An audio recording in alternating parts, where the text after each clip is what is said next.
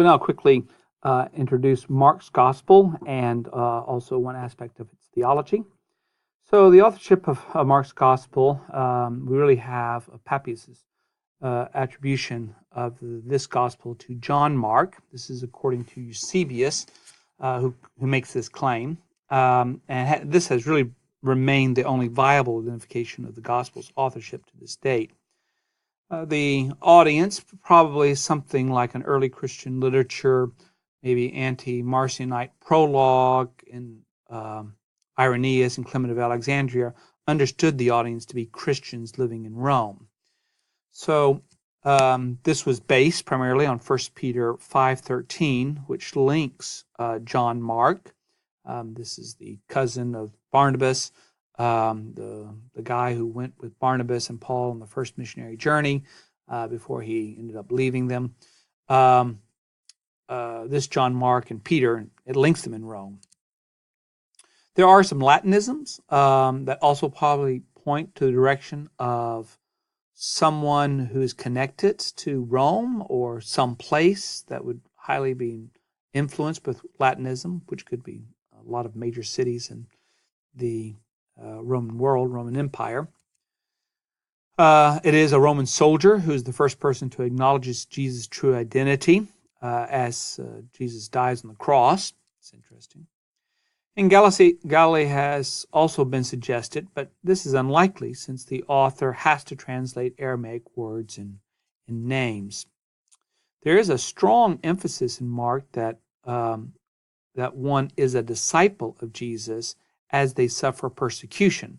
So that might suggest something of Christians being persecuted at some time, but again, this is very vague as to when this would be happening. Now, if it is as the tradition suggests, if it is by John Mark, and it does come from John Mark's memory of Peter's sermons and preaching.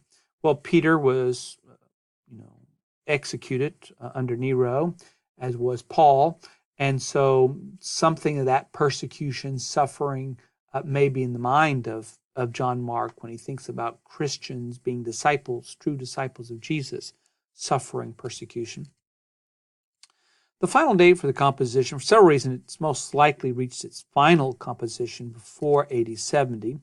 We do have Jesus' eschatological prediction of Jerusalem, which seems to be vague as opposed to some more specificity that we'll find in Matthew and Luke's gospel. Certain elements in Jesus' prediction, pray that it may not be in the winter, would probably not have been repeated if written after the fall took place in the summer. So why would someone keep Jesus' prediction if they already know that this thing took place in the summer and not in the winter, as what Jesus' prediction or prayer seems to suggest?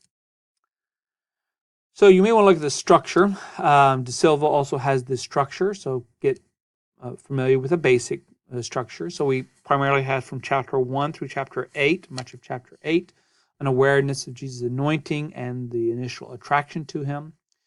8 through 10 is where Jesus defines his identity, and chapters 11 through 16 is where Jesus' identity is unfolded, particularly in his death on the cross. The purpose of Mark's gospel seems to be to encourage Christians who are persecuted that the mystery of Jesus' identity and the reward for faithfulness will be seen by disciples who deny themselves and walk the way of the Lord, which is the way of the cross. So there is this kind of overarching theme of persecution, suffering, as a sign of faithfulness. Also, the gospel stresses that discipleship consists of serving others and not really measuring rank. I'm going to take a look here at the Christology as one aspect of the theology of Mark's gospel. With regards to the Christology, in Mark, Jesus is the anointed one, the Christos. That is a title that is used less than teacher, but because of its use in Peter's confession, it's elevated as more significant. It often appears with a qualifier, such as Son of God or Son of Man. And while Jesus accepts Peter's identification of himself as Messiah, he never uses of himself. There's what's in Mark's gospel something known as kind of the secrecy motif or the messianic secret, where Jesus doesn't want his disciples to tell anybody who he is. Of course, so William Vreda made a big deal out of this and felt that this was a part of Markan construction. Didn't go back to the historical Jesus. And this explains why early Christians came to confess Jesus as the Messiah, and why Jesus never himself actually said, "I am the Messiah." Jesus commands humans and demons to be silent. He discloses his identity privately to his disciples. Jesus' parables are designed, according to Mark's gospel, to conceal the truth. So there's this hiddenness. Another image or language used for Jesus in Mark is the idea of Son of Man.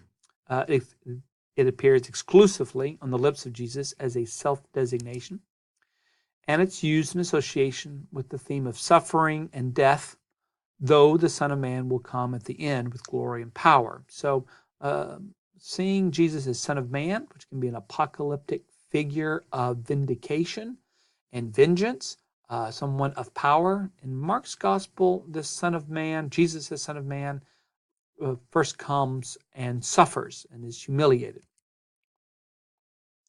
Jesus is also called Son of God. For some, it's considered by many to be the most important messianic title in Mark. It appears at key moments in the Gospels. We have it in beginning of chapter 1. You'll have it in the temptation accounts. You'll have it in transfigurations. You'll have it at other key moments in the Gospel. God says this at Jesus' baptism. As I said it is transfiguration. Jesus uses it in self-designation. So it's an important way of talking about Jesus. But there is little evidence previously within Judaism to show that Son of God was specifically a title of the Messiah, though one can probably see not much of a stretch to go that way.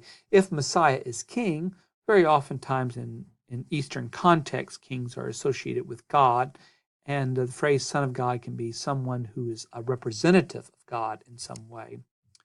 According to William Telford, it is more closely akin to the idea of the Theos Aner, which is the divine man who's endowed with supernatural power and authority. So to be the Son of God is to be someone who comes with supernatural power and God. It doesn't have the same meaning as what it came to mean in kind of Trinitarian language, where Son of God means, a second person in the Trinity. It's just a person with supernatural power and the authority of God that's been granted to them. The major Christology of Mark's gospel is that Jesus as the supernatural hidden Son of God, who must come to suffer and die a redemptive death. And so in this way, we're seeing some of these major motifs of Christology for Mark.